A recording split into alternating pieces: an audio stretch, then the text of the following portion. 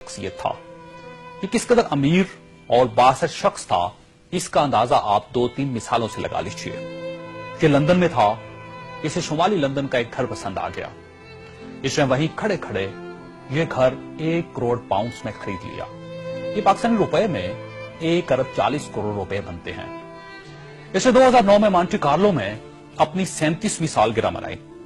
ये दुनिया की महंगी तरीन सालगिरह थी, जिसमें रूस के एल्युमिनियम टाइकॉन और लेक टेरीपास्का, सोने की कानों के मालिक पीटर मुंक और मोनाको के शहजादे अल्बर्ट समेत दुनिया भर की मशहूर शख्सियात ने शिरकत की। ये पेंटिंग खरीदने का शौकीन था।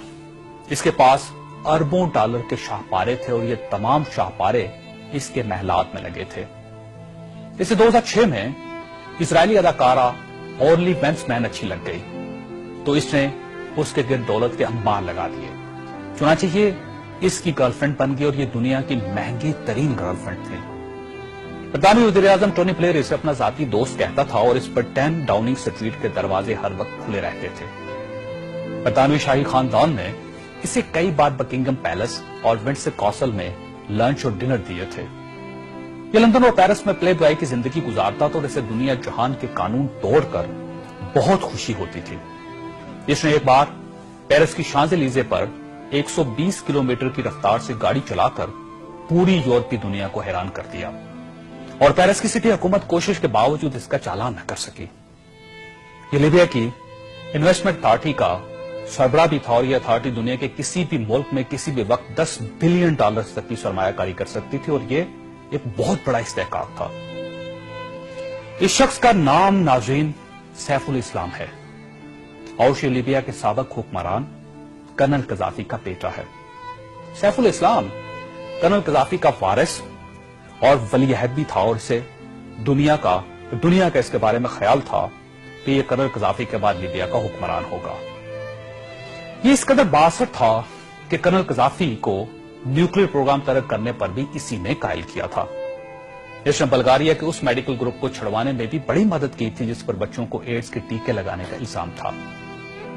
बर्लिन नाइट क्लब और लाकरोबी धमाके के मुतासिरीन को मुआवजा भी इसी के हुक्म से जारी हुआ था।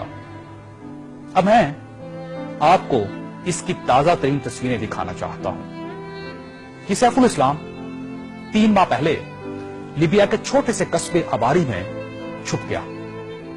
ये 2 दिन पहले 19 नवंबर को कस्बे के एक ऐसे कमरे से बरामद हुआ जिसमें बाथरूम तक नहीं था और ये बदबूदार पुराने कंबल में लिपटा था। इसकी उंगलियों पर प्लस्तर चढ़ा हुआ था और ये प्लस्तर भी इसने खुद चढ़ाया था क्योंकि इसे डॉक्टर तक की सहूलत हासिल नहीं थी। ये सैफुल इस्लाम इस वक्त लीबिया की मौजूदा हुकूमत के कब्जे में है और पूरी दुनिया में कोई शख्स इस शख्स को पनाह देने के लिए तैयार नहीं जो 3 माह पहले तक मलका बरतानिया का शाही मेहमान बनता था और टोनी ब्लेयर इसे माई फ्रेंड कहता था और पेरिस की कंपनियां इसके लिए खसूसी खुशबू इजाद करती थी। ये है सवाल और ये तस्वीर दुनिया के उन तमाम हुक्मरानों और इनके खानदानों के लिए इबरत का सबक है जो इक्तदार को सब कुछ समझ लेते हैं और जो इस ज़ौम में मुब्तला हो जाते हैं कि इनके इक्तदार का दरख्त हमेशा सब्ज रहेगा। ये तस्वीर दुनिया भर के हुक्मरानों से चीख चीख कर कह रही है कि जो हुक्मरान आवाम का एतमाद खो देते हैं उनका ये इंजाम होता है।